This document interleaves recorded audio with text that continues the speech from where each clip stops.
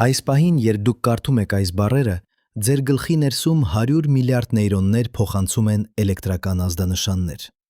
100 միլիարդ։ Թվում է անհավատալի թիվ, չէ՞։ Բայց ահա ինչ է ավելի անհավատալի։ Մեր գալակտիկայում կա նույնքան աստղ, 100 միլիարդից մինչև 400 միլիարդ աստղ, որոնցից յուրաքանչյուրը կարող է ունենալ մոլորակներ։ Եվ գիտնականները հաշվարկել են, որ առնվազն 40 միլիարդ այդ մոլորակներից գտնվում են այսպես կոչված ապրելի գոտում։ 40 միլիարդ աշխարհ, որտեղ կարող է լինել հեղուկ ջուր, մթնոլորտ, կյանք։ Բայց մենք լռում ենք, եւ նրանք էլ լռում են։ Բոլորը լռում են։ Երբ Էնրիկո Ֆերմին, իտալացի ֆիզիկոսը, ով մասնակցել էր Մանհեթենյան նախագծին 1950 թվականին, նստած էր Լոս Ալամոսի ազգային լաբորատորիայի ճաշարանում իր գործընկերների հետ, նա հանկարծ հարցրեց. «Որտեղ են բոլորը»։ Պարզ հարց։ 3 բառ, բրեկ բառ։ Բայց այդ 3 բառերը դարձան մարդկության ամենասարսափելի գիտական հարցումը։ Ֆերմին խոսում էր արտագալակտիկական քաղաքակրթությունների մասին։ Նա արեց պարզ հաշվարկ. եթե մեր գալակտիկան 10 միլիարդ տարեկան է, եթե կյանքը ի հայտ է եկել Երկրի վրա համեմատաբար արագ, ընդամենը 1 միլիարդ տարում, եթե տեխնոլոգիական քաղաքակրթությունը զարգացել է ընդամենը մի քանի միլիոն տարում, ապա ինչու մենք չենք տեսնում ապացույցներ այլ քաղաքակրթությունների գոյության։ Պատկերացրեք, որ սեղմում եք մեր գալակտիկայի ամբողջ պատմությունը 1 տարվա մեջ։ Հունվարի առաջին օրը ձևավորվում է ծիր ճանապարհը։ Աստղերը ծնվում են, մեռնում են, նորից ծնվում են։ Ծանր տարրերը, ածխածինը, թթվածինը, երկաթը ստեղծվում են սուպերնովաների պայթյուններում։ Մեր արեգակը ի հայտ է գալիս սեպտեմբերի սկզբին։ Երկիրը ձևավորվում է սեպտեմբերի 6-ին։ Կյանքը ի հայտ է գալիս սեպտեմբերի վերջում։ Դինոզավրերը թագավորում են դեկտեմբերի 26-ին։ Նրանք անհետանում են դեկտեմբերի 30-ին, առավոտյան ժամը 6-ին։ Ամբողջ մարդկային քաղաքակրթությունը, բուրգերը, տաճարները, գրքերը, տիեզերանավերը տեղի է ունենում դեկտեմբերի 31-ին, վերջին րոպեների ընթացքում, վերջին 10 վայրկյանում։ Բայց ահա ինչն է կարևոր։ Եթե մենք հայտնվեցինք այստեղ վերջին 10 վայրկյանում, ուրեմն ուրիշները կարող էին հայտնվել ցանկացած պահի այդ տարվա ընթացքում։ Նույնիսկ եթե նրանք ի հայտ եկան ընդամենը 1 ժամ առաջ մեր տարվա ժամանակացույցով, դա նշանակում է միլիոնավոր տարիների առավելություն իրական ժամանակում։ Միլիոնավոր տարի տեխնոլոգիական զարգացման համար։ Պատկերացրեք, թե ինչ կարող էր անել քաղաքակրթությունը 1 միլիոն տարում, երբ մենք 0-ից հասանք տիեզերական թռիչքների ընդամենը 100 տարում։ Կալիֆոռնիայի համալսարանի աստղաֆիզիկոս Ջեֆրի Մարսին 2002 թվականին հրապարակեց հետազոտություն, որտեղ հաշվարկեց, որ նույնիսկ առանց լույսից ավելի արագ շարժվելու տեխնոլոգիայի, քաղաքակրթությունը կարող էր գաղութացնել ամբողջ գալակտիկան ընդամենը 50 միլիոն տարում։ 50 միլիոն տարի։ Դա կազմում է ընդամենը կես տոկոս մեր գալակտիկայի տարիքից։ Նրանք պետք է լինեին այստեղ։ Նրանք պետք է լինեին ամենուր։ Բայց նրանք չկան։ 1663 թվականից, երբ Գալիլեո Գալիլեյը ուղղեց իր հեռադիտակը դեպի երկինք, մենք սկսեցինք հասկանալ, որ Երկիրը չէ տիեզերքի կենտրոնը։ Արեգակը սովորական աստղ է, ծիր ճանապարհը սովորական գալակտիկա։ Մենք ապրում ենք տիեզերքի մի անկյունում, որը ոչ մի կերպ չի տարբերվում միլիարդավոր այլ անկյուններից։ Այս գիտակցումը կոչվում է խումե կոպերնիկյան սկզբունք։ Մենք հատուկ չենք, մենք միջին ենք, եւ եթե մենք միջին ենք, ապա կյանքը նույնպես պետք է լինի միջին, սովորական, տարածված։ 1967 թվականին Ֆրենկ Դրեյքը, աստղաֆիզիկոսը Գրին Բենքի աստղադիտարանից Արևմտյան Վիրջինիայում, ստեղծեց հավասարում, որը փորձում էր հաշվարկել տեխնոլոգիական քաղաքակրթությունների թիվը մեր գալակտիկայում։ Դրեյքի հավասարումը պարունակում է 7 փոփոխական աստղերի ձևավորման տեմպը, աստղերի տոկոսը, որոնք ունեն մոլորակներ, մոլորակների միջին թիվը, որոնք կարող են պահպանել կյանք, մոլորակների տոկոսը, որտեղ իրականում զարգանում է կյանք, կյանքի տոկոսը, որը դառնում է խելացի, խելացի կյանքի տոկոսը, որը զարգացնում է տեխնոլոգիա, եւ քաղաքակրթության միջին տևողությունը։ Երբ Դրեյքը եւ նրա գործընկերները լցրեցին այդ հավասարումը իրենց լավագույն գնահատականներով, նրանք ստացան թիվ, մոտավորապես 10,000 ակտիվ քաղաքակրթություն միայն մեր գալակտիկայում։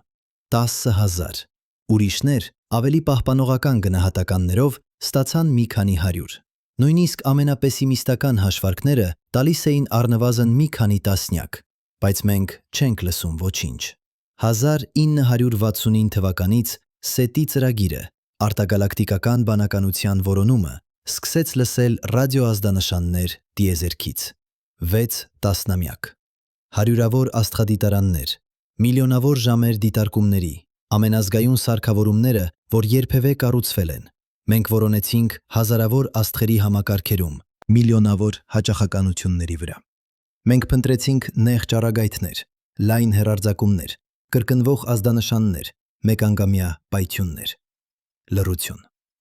Պուերտո Ռիկոյում Արեսիբոյի աստղադիտարանը 300 մետր տրամագծով ռադիոհեռադիտակը, որը կառուցվել էր 1967 թվականին, լսում էր երկինքը մինչև 2020 թվականը, երբ այն փլուզվեց։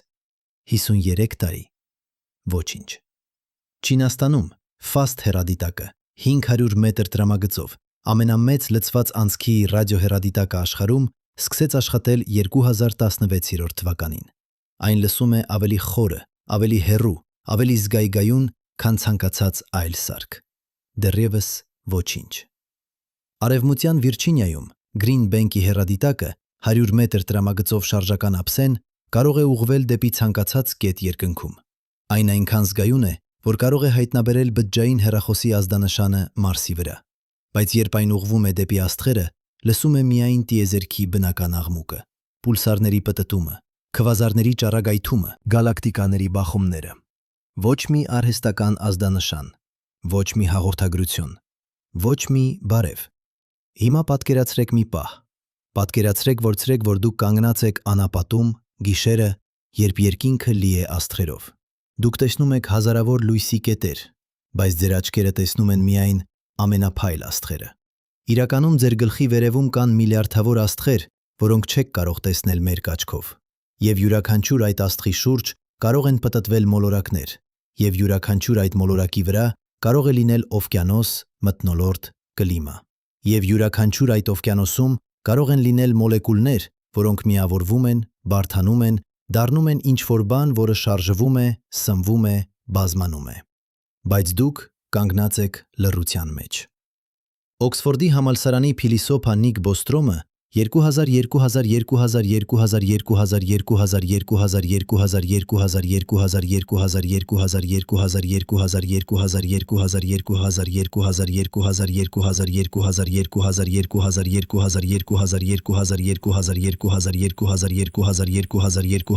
կյանքի զարգացման ճանապարհին կան փուլեր, որոնք չափազանց դժվար են անցնելու համար։ Զտիչներ։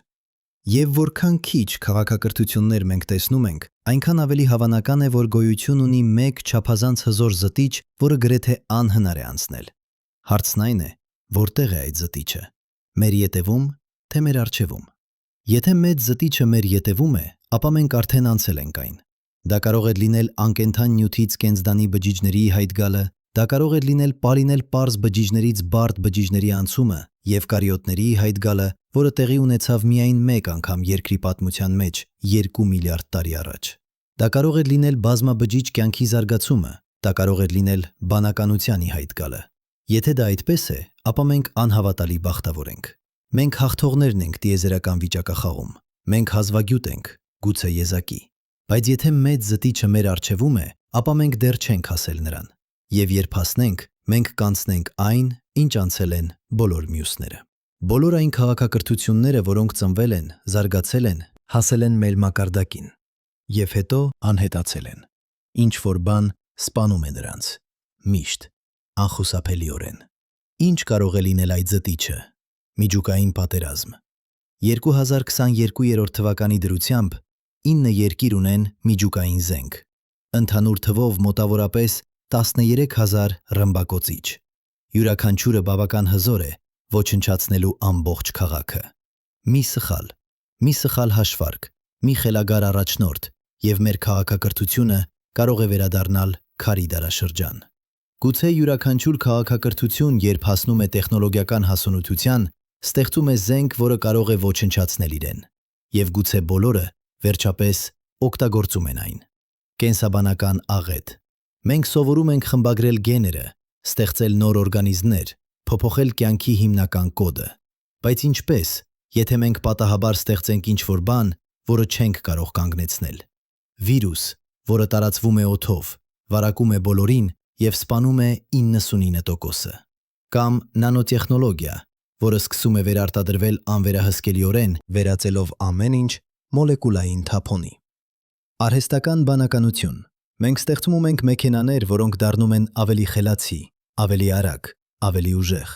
Բայց ինչ է պատահում, երբ նրանք դառնում են ավելի խելացի, քան մենք։ Ինչ է պատահում, երբ նրանք որոշում են, որ այլևս չեն կարիք մեզ։ Գուցե յուրաքանչյուր քաղաքակրթություն ստեղծում է իր իսկ փոխարինողին, և գուցե այդ փոխարինողները չեն հետաքրքրված կապ հաստատել մեզ նման կենսաբանական արարածների հետ։ Կլիմայական փոփոխություն։ Մենք այրում ենք վառելիք, արտանետում ածխածնի երկօքսիդ, տաքացնում մթնոլորտը։ Օվկիանոսները բարձրանում են, անապատները ընդլայնվում են, եղանակը դառնում է ավելի ծայրահեղ։ Գուցե յուրաքանչյուր արդյունաբերական քաղաքակրթություն ոչնչացնում է իր սեփական մոլորակի կլիման, նախքան հասցնում է դուրս գալ տիեզերք։ Կամ գուցե դա ավելի պարզ է։ Գուցե տիեզերական ճանապարհորդությունը պարզապես չափազանց դժվար է։ Լույսի արագությունը 300,000 կմ/վայրկյանում թվում է անհավատալի արագ, բայց տիեզերական մասշտաբներով դա խեղճորեն դանդաղ է։ Մոտակա աստղը Պրոքսիմա Կենտավրին գտնվում է 4 լույսի տարի հեռավորության վրա։ Նույնիսկ եթե մենք կարողանանք ճանապարհորդել լույսի արագության 10%-ով անհավատալի տեխնոլոգիական նվաճում, մեզ կպահանջվեր 40 տարի հասնելու համար։ 40 տարի միայն մոտակա աստղին հասնելու համար։ Գալակտիկան գաղութացնելը կպահանջեր միլիոնավոր տարիներ։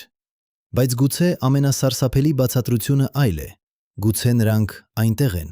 գուցե նրանք լսում են, բայց նրանք լռում են։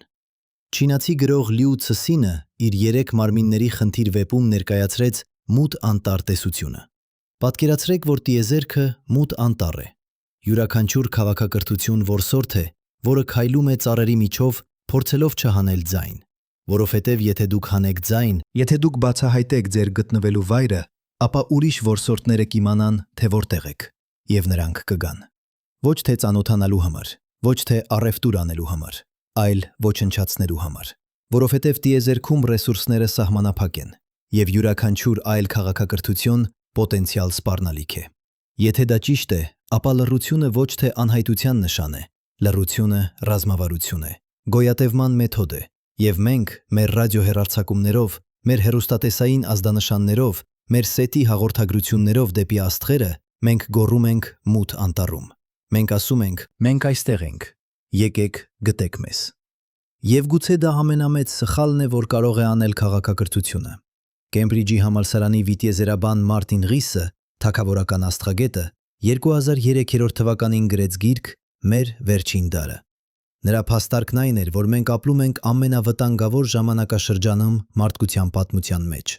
Մենք ունենք տեխնոլոգիա, որը կարող է ոչնչացնել մեզ, բայց դեռ չունենք իմաստությունը, կառավարելու այն։ Մենք նման ենք երեխաների, որոնք խաղում են գրենադներով։ Ռիսը գնահատեց, որ մենք ունենք միայն 50% հավանականություն գոյատևելու այս դարը։ 50%։ Պատկերացրեք, որ դուք նստած եք ինքնաթիռում, և օդաչուն հայտարարում է, որ կա 50% հավանականություն, որ դուք կվթարվեք։ Դուք կցատկեք պարաշյուտով, չէ՞։ Բայց մենք չենք կարող ցատկել այս մոլորակից։ Մենք այստեղ ենք։ Եվ եթե Ռիսը ճիշտ է, եթե յուրաքանչյուր քաղաքակրթություն անցնում է այս վտանգավոր փուլով և միայն կեսը գոյատևում է, ապա դա բացատրում է լռությունը։ Կեսը չի գոյատևում։ Բայց կա ևս մեկ տեսություն, որը գուցե ավելի տարօրինակ է, քան բոլոր մյուսները միասին։ Գուցե մենք չենք տեսնում նրանց, որովհետև նրանք չեն ուզում, որ մենք տեսնենք։ Գուցե մենք ապրում ենք այն, ինչ կոչվում է տիեզերական կենդանաբանական այգի կամ պահպանված տարածք։ Պատկերացրեք, որ առաջադեմ քաղաքակրթությունները որոշել են թողնել որոշ մոլորակներ անդրդված, թույլ տալ կյանքին զարգանալ բնականորեն, առանց միջամտության։ Մենք կարող ենք լինել փորձարկում, դիտարկում, ուսումնասիրություն, կամ գուցե ավելի տարօրինակ։ Գուցե մենք ապրում ենք սիմուլյացիայի մեջ։ Օքսֆորդի փիլիսոփա Նիկ Բոստրոմը 2003 թվականին ներկայացրեց սիմուլյացիայի փաստարկը։ Նրա տրամաբանությունը հետևյալն է. եթե հնարավոր է ստեղծել համակարգչային սիմուլյացիա, որը բավականաչափ բարդ է, պարունակելու գիտակցություն ունեցող էակներ, եւ եթե առաջադեմ քաղաքակրթությունները ունեն հաշվողական հզորություն, գործարկելու միլիարդավոր այդպիսի սիմուլյացիաներ, ապա վիճակագրորեն ավելի հավանական է, որ մենք ապրում ենք սիմուլյացիայի մեջ, քան իրական տիեզերքում։ Եթե դա ճիշտ է, ապա գուցե մենք չենք տեսնում այլ քաղաքակրթություններ, որովհետև մեր սիմուլյացիան ծրագրավորված է միայն մեկ քաղաքակրթությամբ։ Մենք փորձարկումն ենք։ Հարցն է, եւ ով որ գործարկել է այս սիմուլյացիան, դիտում է, թե ինչ կանենք մենք։ Բայց բոլոր այս տեսությունները, բոլոր այս բացատրությունները, նրանք բոլորը փորձում են պատասխանել մեկ հարցի. ինչու է լռում տիեզերքը։ Եվ գուցե ամենասարսափելի պատասխանը այն է, որ տիեզերքը չի լռում։ Գուցե այն գոռում է, բայց մենք չենք լսում։ Գուցե մենք փնտրում ենք սխալ բանը։ Երբ մենք լսում ենք ռադիոազդանշաններ տիեզերքից, մենք փնտրում ենք այն, ինչ մենք կուղարկեինք։ Նեղ հաճախականությունների ճառագայթներ, կրկնվող օրինաչափություններ, մաթեմատիկական հաջորդականություններ։ Բայց մտածեք մի պահ։ Մենք օգտագործել ենք ռադիոալիքները միայն 120 տարի։ 120 տարի, 10 միլիարդ տարվա պատմության մեջ։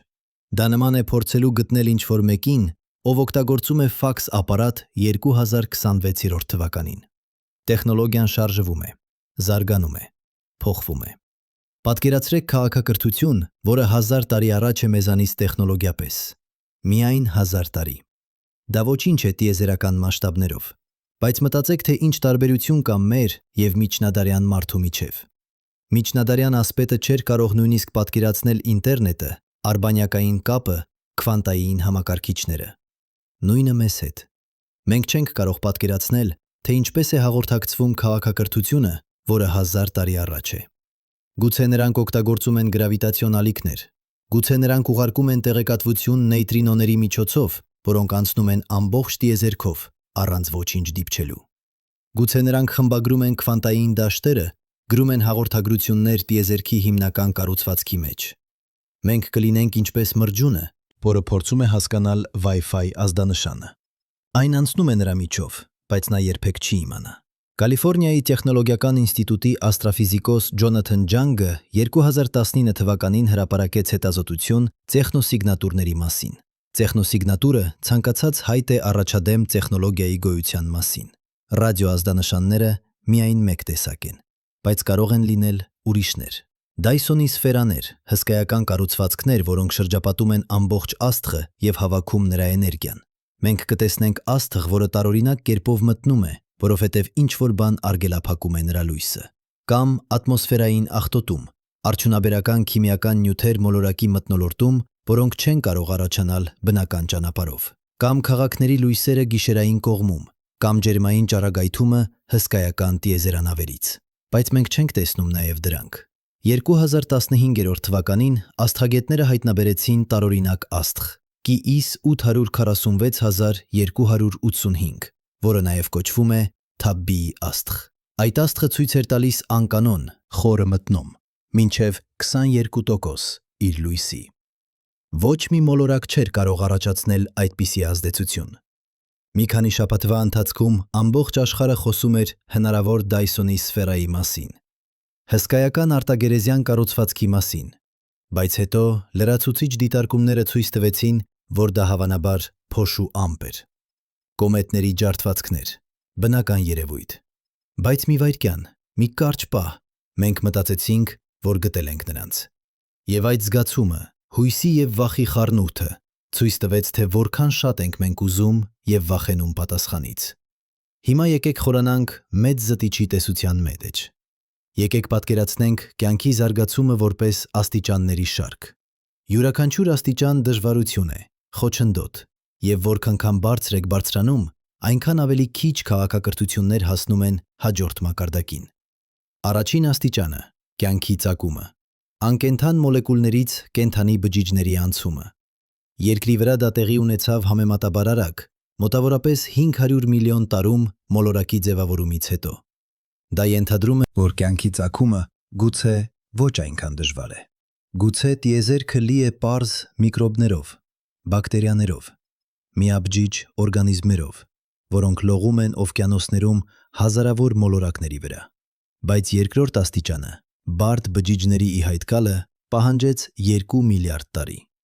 2 միլիարդ տարի, երբ երկիրը ծածկված էր միայն պարզ բակտերիաներով, եւ այն տեղի ունեցավ միայն մեկ անգամ։ Մեկ անգամ 4 միլիարդ տարվա ընթացքում։ Մի դեպք, երբ մի բակտերիա կլանեց մեկ այլ բակտերիա, եւ փոխանակ մարսելու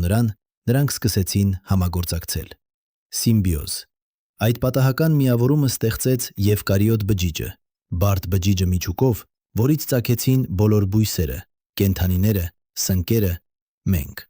Եթե այդ քայլը այդքան դժվար էր երկրի վրա, պատկերացրեք, թե որքան հազվադեպ է այն տիեզերքում։ Գուցե միլիարդավոր մոլորակներ ծածկված են միկրոբներով, բայց միայն մեկը միլիարդից անցնում է դեպի բարդ կյանք։ Երրորդ աստիճանը, բազմաբջիջ օրգանիզմները։ Բջիջները, որոնք սկսում են համագործակցել, մասնագիտանալ, ստեղծել հյուսվածքներ, օրգաններ, մարմիններ։ Երկրի վրա դա տեղի ունեցավ մոտավորապես 600 միլիոն տարի առաջ։ Կամբրիական պայթյունը, երբ հանկարծ երկրաբանական ժամանակի մի թարթում օվկիանոսները լցվեցին տարօրինակ արարածներով, տրիլոբիտներ, անոմալոկարիսներ, հալուցիգենիա, արարածներ, որոնք թվում էին այնքան օտար, որ երբ պալեոնտոլոգները առաջին անգամ գտան նրանց հնաքարերը, չէին կարող հասկանալ, թե ինչպես են նրանք կազմակերպված։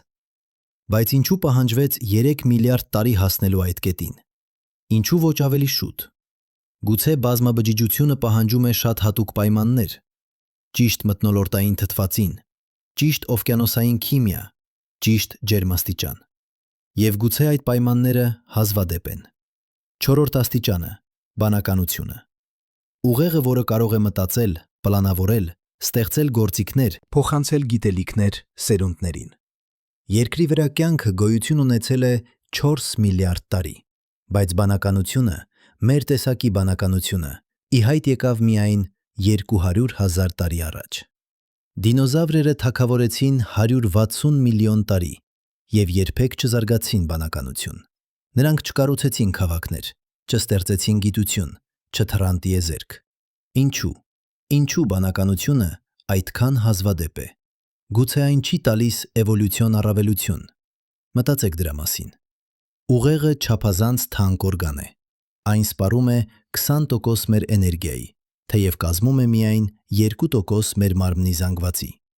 Մեծ ուղեղը նշանակում է դժվար ծննդաբերություն, երկար մանկություն, տարիներ անօգնական կախվածության։ Շատ տեսակների համար դա չարժե։ Ավելի լավ է լինել արագ, ուժեղ, բազմանալ շատ, ոչ թե խելացի։ Մենք ենք բացառությունը, պատահականությունը։ Մեր նախնիները ապրում էին ծառերի վրա, ուր կարևոր էր եղել տեսողական տարածական մտածողությունը։ Հետո կլիման փոխվեց, անտառները նահանջեցին, եւ նրանք ստիպված էին իջնել գետին։ Նրանք սկսեցին քայլել երկու ոտքի վրա, ազատելով ձեռքերը գործիքների համար։ Նրանք սկսեցին որսել խմբերով, որը պահանջում էր հաղորդակցություն, համագործակցություն, սոցիալական բանականություն։ Մի շարք պատահական դեպքեր։ Եթե աստերոիդը չէր հարվածել 65 միլիոն տարի առաջ, դինոզավրերը դեռ կթագավորեին, եւ մենք երբեք չէին գոյություն ունենա։ Գուցե յուրաքանչյուր մոլորակում պետք է լինի իր սեփական եզակի պատահականությունների շղթան, որպեսզի բանականությունը ի հայտ գա։ Եվ գուցե այդ շղթան այնքան հազվադեպ է, որ տեղի է ունենում միայն մեկ անգամ միլիարդ մոլորակներից մեկում։ Բայց նույնիսկ եթե դուք անցել եք այս բոլոր աստիճանները, դեռ կա 5-րդ աստիճանը՝ տեխնոլոգիական քաղաքակրթությունը։ Բանականությունը բավարար չէ, դելֆինները խելացի են, ագռավները լուծում են խնդիրներ, փղերը ունեն մշակույթ, բայց նրանք չեն կառուցում հեռախոսներ, չեն գրում գրքեր, չեն հաշվարկում օրբիտաներ։ Մենք անցանք այդ աստիճանը, որովհետև զարգացրինք լեզու։ Ոչ պարզապես ազդանշաններ, ինչպես կենդանիները, այլ բարդ, քերականական լեզու, որը կարող է արտահայտել վերացական գաղափարներ։ Անցյալ, ապագա, հիպոթետիկ իրավիճակներ։ Մենք կարող ենք սովորեցնել մեր երեխաներին ոչ միայն ինչպես որսալ, այլ ինչու է կրակը տաք, ինչու են աստղերը շարժվում, ինչպես է աշխատում աշխարհը։ Եվ հետո մենք գտնվեցինք գյուղատնտեսությունը։ 10,000 տարի առաջ տարբեր վայրերում՝ Միջագետքում, Չինաստանում, Մեքսիկայում, Պերուում մարդիկ սկսեցին մշակել բույսեր եւ ընտանիացնել կենդանիներ։ Դա փոխեց ամեն ինչ։ Որսորդ հավաքողները պետք է շարժվեին, հետևեին կենդանիներին, ապրեին փոքր խմբերով։ Բայց երբ դուք մշակում եք սնունդ, դուք կարող եք մնալ մեկ տեղում, կառուցել գյուղեր, քաղաքներ, պահել ավելցուկ սնունդ, ունենալ մասնագիտացում։ Ոմանք մշակում են, ուրիշները արհեստավորներ են, ուրիշները քահանաներ, ուրիշները գիտնականներ։ Բայց ահա ինչն է հետաքրքիր։ Գյուղատնտեսությունը ի հայտ եկավ անկախ, բազմիցս տարբեր վայրերում։ Դա ենթադրում է, որ եթե դուք ունեք բանականություն և ճիշտ բույսեր կամ կենդանիներ, գյուղատնտեսությունը անխուսափելի է։ Բայց ինչ, եթե մոլորակը չունի ճիշտ բույսերը։ Երկրի վրա մենք ունեինք ցորեն, գարի, բրինձ, եգիպտացորեն, բույսեր, որոնք հեշտ էր մշակել և որոնք տալիս էին բարձր բերք։ Ինչ եթե այլ մոլորակում բույսերը չափազանց թունավոր են, կամ չափազանց դժվար մշակելի, կամ պարզապես չկան։ Գուցե այդ քաղաքակրթությունը մնում է որսորդ հավաքողների փուլում հավերժ։ Եվ հետո 6-րդ աստիճանը։ Արդյունաբերական հեղափոխությունը։ 250 տարի առաջ մենք սկսեցինք այրել ածուխ, հետո նավթ, հետո գազ։ Մենք ստեղծեցինք շարժիչներ, գործարաններ, էլեկտրականություն։ Մենք անցանք ձեռքի աշխատանքից մեքենայական արտադրության։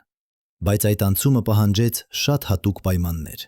Հասանելի վառելիք, երկաթ և այլ մետաղներ, գիտական մեթոդ, կապիտալիզմ կամ այլ տնտեսական համակարգ, որը խրախուսում է նորարարությունը։ Ինչ եթե մոլորակը չունի ածուխ, որովհետև կյանքը երբեք չստեղծեց անտառներ։ Ինչ եթե մետաղները թաղված են չափազանց խորը։ Ինչ եթե մշակույթը արժևորում է ավանդույթը, ոչ թե փոփոխությունը։ Գուցե հազարավոր քաղաքակրթություններ հասնում են միջնադարյան տեխնոլոգիայի մակարդակին և մնում են այնտեղ հավերժ։ Բայց նույնիսկ եթե դուք անցել եք այս բոլոր աստիճանները, կա 7-րդ աստիճանը, և դա այն աստիճանն է, որտեղ մենք գտնվում ենք հիմա։ Տեխնոլոգիական հասունությունը։ Կետը, երբ դուք ունես զենք, որը կարող է ոչնչացնել քո սեփական քաղաքակրթությունը։ 1945 թվականի օգոստոսի 6-ին, ժամը 8:15-ին առավոտյան, ամերիկյան B-29 ռմբակոծիչը Էնոլա Գեյը գցեց ատոմային ռումբ Հիրոսիմայի վրա։ Ռումբը, որը կոչվում էր Փոքրիկ տղա, պարունակում էր 64 կիլոգրամ ուրան։ Երբ այն պայթեց 600 մետր բարձրության վրա, այն ազատեց էներգիա, որը համարժեք էր 15000 տոննա տրոտիլի։ Ջերմաստիճանը պայթյունի կենտրոնում հասավ 1 միլիոն աստիճանի։ Քաղաքի կենտրոնը վերածվեց գոլորշու։ 70,000 մարդ մեռավ անմիջապես։ Ես 70,000։ Հաջորդ ամիսների ընթացքում ճառագայթման հետևանքով։ 3 օր անց, օգոստոսի 9-ին, երկրորդ ռումբը ոչնչացրեց Նագասակին։ Դա եղավ 71 տարի առաջ։ 71 տարի, երբ մենք ապրում ենք աշխարհում, որտեղ մի քանի մարդիկ կարող են որոշել ոչնչացնել ամբողջ քաղաքակրթությունը։ 1962 թվականին, Սառը պատերազմի գագաթնակետին, ԱՄՆ-ն և ԽՍՀՄ միասին ունեին ավելի քան 65,000 միջուկային ռմբակոծիչ։ Բավական, ոչնչացնելու յուրաքանչյուր քաղաքը երկրի վրա տասնյակ անգամ։ Մենք եղանք բախտավոր։ Մենք չօգտագործեցինք դրանք։ Բայց եղան պահեր, երբ մենք գրեթե օգտագործեցինք։ 1962 թվականի հոկտեմբերի 27-ին Կուբայի հրթիռային ճգնաժամի ժամանակ խորհրդային սուզանավ B-59-ը գտնվում էր ամերիկյան նավերի շրջափակման տակ Կուբայի մոտ։ Ամերիկացիները գցում էին խորության ռումբեր, ստիպելու սուզանավը ելնել մակերես։ Սուզանավի ներսում ջերմությունը հասել էր 45 աստիճանի։ Թթվածինը սպառվում էր։ Կապիտանը Վալենտին Սավիցկին կարծում էր, որ պատերազմը սկսվել է։ Նա ուզում էր գործարկել միջուկային տորպեդը, բայց սուզանավի վրա կար 3 սպա, և բոլոր 3-ը պետք է համաձայնեին։ Երկուսը համաձայնեցին, մեկը Վասիլի Արխիպովը մերժեց։ Նա համոզեց կապիտանին սպասել։ Սուզանավը ելավ մակերես։ Պատերազմը չսկսվեց։ Մի մարդ, մի որոշում։ Եթե Արխիպովը համաձայներ, միջուկային տորպեդը կհարվածեր ամերիկյան նավին, ԱՄՆ-ը կպատասխաներ միջուկային զենքով, ԽՍՀՄ կպատասխաներ։ Երրորդ համաշխարհային պատերազմը կսկսվեր։ 100 միլիոնավոր մարդիկ կմեռնեին առաջին ժամերին։ Միլիարդավորներ հաջորդ շաբաթներին ճառագայթումից, սովից, քաոսից։ Մենք գոյություն ունենք, որովհետև մի մարդ ասաց Ոչ։ Բայց հաջորդ անգամ գուցե չլինի Արխիպով։ Հաջորդ անգամ գուցե ինչ-որ մեկը սեղմի կոճակը,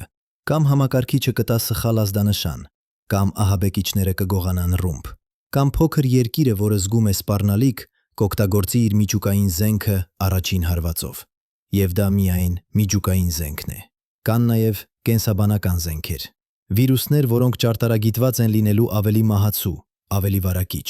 1970-րդ թվականներին ԽՍՀՄ ունեցավ ծրագիր «Բայոպրեպարատ», որը աշխատում էր զանգվածային ոչնչացման կենսաբանական զենքի վրա։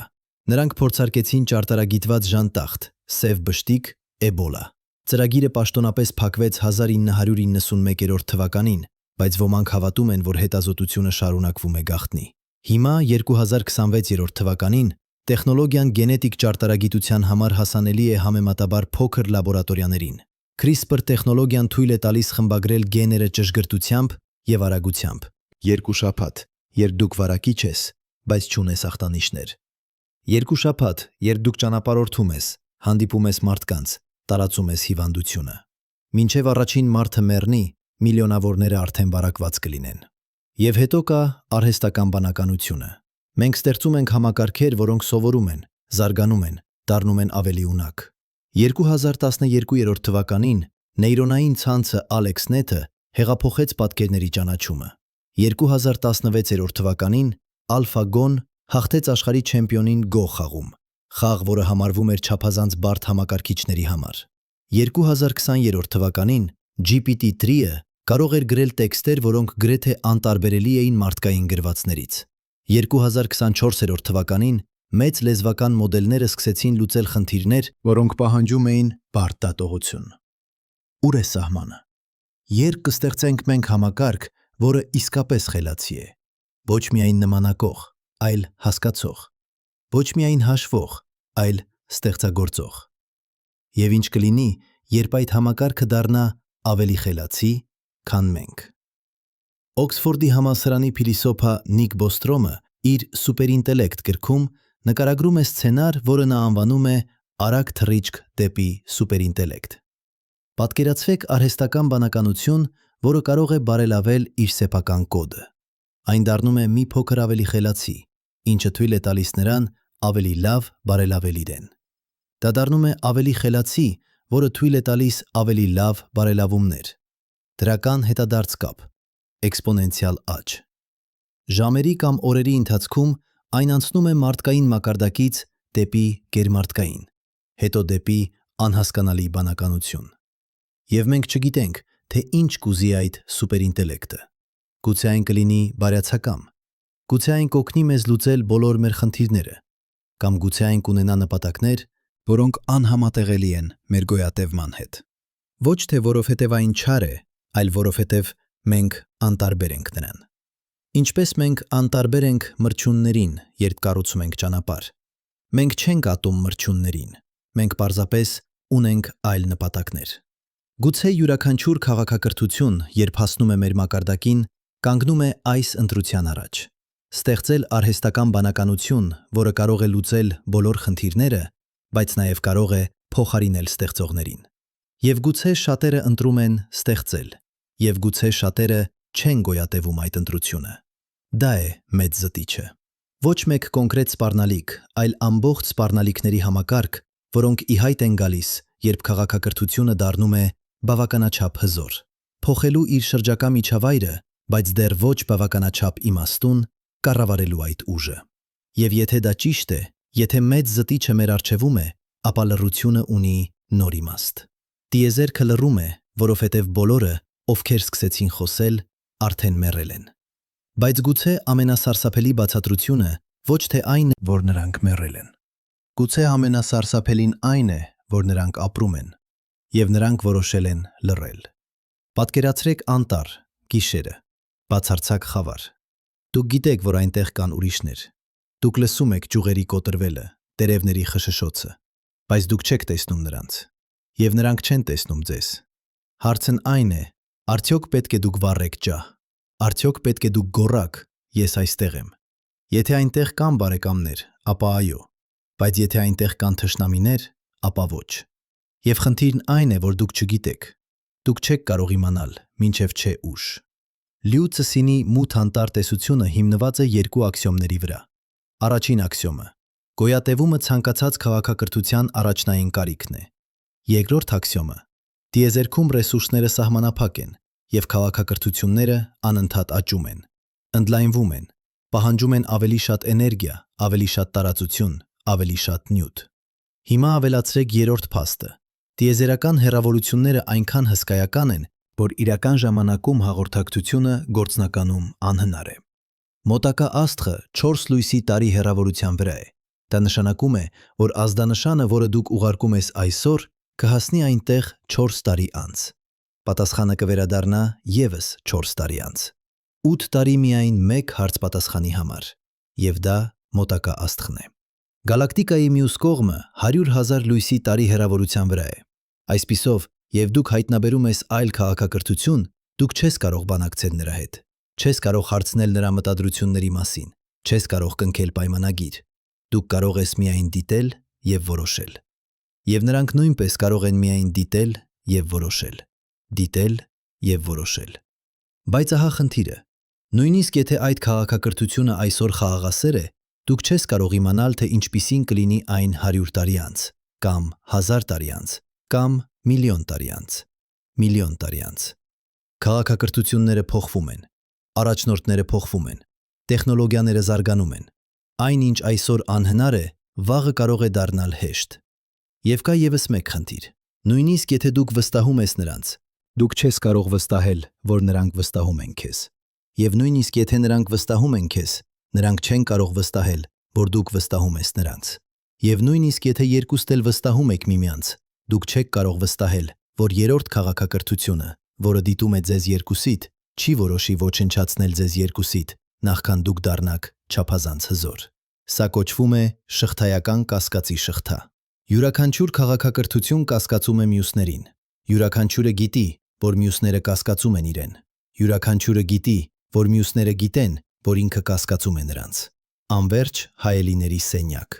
Եվ այս իրավիճակում ամենաանվտանգ ռազմավարությունը, առաջին հարվածը։ Երբ դուք հայտնաբերում ես այլ քաղաքակրթություն, դուք ունես երկու ընտրություն։ Առաջինը՝ անտեսել նրանց եւ հույս ունենալ, որ նրանք չեն հայտնաբերի քեզ։ Երկրորդը՝ ոչնչացնել նրանց, նախքան նրանք ոչնչացնեն քեզ։ Բայց կա երրորդ հնարավորություն, որը ավելի վատ է։ Դուք կարող ես փորձել կապ հաստատել, ուղարկել հաղորդագրություն, բայց այդ հաղորդագրությունը բացահայտում է ձեր գտնվելու վայրը։ Եվ եթե նրանք թշնամիներ են, դուք նոր ես տվել նրանց թիրախ։ Ավելի վատ, եթե կա երրորդ քաղաքակրթություն, որը լսում է, դուք նոր ես բացահայտել ինքդ քեզ երկուսին էլ։ Սա է մութ անտառի տրամաբանությունը։ Տիեզերքը լի է որսորդներով, որոնք քայլում են լռության մեջ, վախենալով հանել ձայն։ Յուրաքանչյուր աստղ կարող է լինել տուն մի քաղաքակրթության, որը թաքնվում է, լսում է, սպասում է։ Եվ երբ ինչ-որ մեկը բավականաչափ հիմար է գոռալու, բոլոր մյուսները իմանում են, թե որտեղ է նա։ Եվ մենք գոռացել ենք։ 1974 թվականին Արեսիբոյի աստղադիտարանից մենք ուղարկեցինք ռադիոհաղորդագրություն դեպի M13 գլոբուլյար կլաստերը 25000 լույսի տարի հեռավորության վրա։ Հաղորդագրությունը պարունակում էր տեղեկատվություն մեր թվային համակարգի, ատոմների, ԴՆԹ-ի, մարդու ֆիգուրի, արեգակային համակարգի եւ Արեսիբոյի հեռադիտակի մասին։ Մենք ասացինք. մենք այստեղ ենք։ Սա ենք մենք։ Սա է մեր տունը։ 1977 թվականին NASA-ն գործարկեց Voyager 1 եւ Voyager 2 տիեզերանավերը։ Յուրաքանչյուրը կրում էր ոսկե ձայնագրություն, պարունակելով 115 պատկեր, բնության ձայներ, երաժշտություն եւ ողջույններ 55 լեզուներով։ Նաեւ կար քարտեզ, որը ցույց էր տալիս երկրի գտնվելու վայրը, օգտագործելով 14 պուլսարների դիրքերը որպես հղումներ։ Մենք ուղարկեցինք մեր հասցեն դեպի աստղերը։ 2012 թվականին ռուսական միլիարդատեր Յուրի Միլները ֆինանսավորեց Breakthrough Listen ծրագիրը $100 միլիոն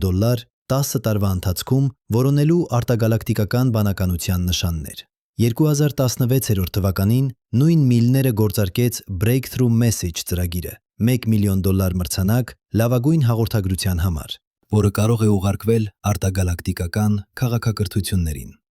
Մենք ակտիվորեն փորձում ենք գտնել նրանց, եւ մենք ակտիվորեն ասում ենք նրանց, թե որտեղ ենք մենք։ Բայց ինչ, եթե դա սխալ է։ Ինչ, եթե խելացի քաղաքակրթությունները լռում են ոչ թե որովհետև չկան, այլ որովհետև սովորել են լռել։ Նրանք անցել են մեծ զտիչը, նրանք գոյատևել են միջգոյատևել են միջուկային պատերազմը, կլիմայական աղետը, արհեստական բանականության վտանգը, և նրանք սովորել են ամենակարևոր դասը՝ մնալ անտեսանելի։ Օքսֆորդի համալսարանի աստղաֆիզիկոս Անդերս Սանդբերգը 2018 թվականին հրապարակեց հոդված, որտեղ փաստարկեց, որ առաջադեմ քաղաքակրթությունները կարող են նախընտրել ապրել մոտ սև խոռոչների, որտեղ ժամանակը դանդաղում է և էներգիան կենտրոնացված է, կամ նրանք կարող են տեղափոխվել դեպի միջաստղային տարածություն, հեռու աստղերից, որտեղ ջերմաստիճանը մոտ է բացարձակ 0-ի և քվանտային հաշվողությունները ամենաարդյունավետ են։ Այդ վայրերում նրանք կլինեին գրեթե անհայտնաբերելի մեզ համար, կամ գուցե նրանք փոխել են իրենց բնույթը։ Մենք փնտրում ենք կենսաբանական էակներ, որոնք ապրում են մոլորակների վրա, բայց ինչ, եթե նրանք վերբեռնել են իրենց գիտակցությունը համակարգիչների մեջ, դարձել են թվային էակներ, որոնք գոյություն ունեն որպես տեղեկատվության օրինաչափություններ։ Նրանց չի պետք օդ, ջուր, սնունդ։ Նրանք կարող են ապրել տիեզերանավերում, աստերոիդների մեջ, նույնիսկ աստղերի մթնոլորտներում։ Կամ գուցե նրանք փոքրացել են։ Նանոտեխնոլոգիան թույլ է տալիս ստեղծել մեքենաներ մոլեկուլային մակարդակում։ Ամբողջ քաղաքակրթությունը կարող է գոյություն ունենալ մի քանի միլիմետր տարածության մեջ։ Մենք կարող ենք անցնել նրանց կողքով և երբեք չիմանալ։ Կամ գուցե նրանք մտել են սպիտակություն, հիբերնացիա։ Նրանք սպասում են ինչ-որ բանի։ Գուցե նրանք սպասում են, որ տիեզերքը դառնա ավելի ցուրտ, ավելի մութ, ավելի հարմար քվանտային հաշվողությունների համար։ Տրիլիոնավոր տարիներ ապագայում, երբ բոլոր աստղերը կմարեն, երբ տիեզերքը կլինի միայն սև խոռոչներ և Հոքինգի ճառագայթում, այն ժամանակ կլինի իդեալական ժամանակ խելացի կյանքի համար։ Եվ գուցե նրանք գիտեն դա։ Ուստի նրանք քնում են, սպասում են, պահպանում են էներգիան։ Բայց կա ևս մեկ տեսություն, որը ավելի տարօրինակ է։ Տիեզերական կենդանաբանական այգու տեսությունը։ Պատկերացրեք, որ առաջադեմ քաղաքակրթությունները գտել են մեզ վաղուց։ Նրանք դիտում են մեզ, ուսումնասիրում են մեզ, բայց նրանք որոշել են չմիջամտել։ Ինչու՞։ Գուցե նրանք ունեն էթիկական սկզբունք՝ թույլ տալ պրիմիտիվ քաղաքակրթություններին զարգանալ բնականորեն։ Ինչպես մենք ունենք ազգային պարկեր, որտեղ արգելված է որսը և շինարարությունը, գուցե նրանք ունեն պահպանված մոլորակներ, որտեղ կյանքը պետք է մնա անդրդված։ Կամ գուցե նրանք սպասում են, որ մենք հասնենք որոշակի մակարդակի։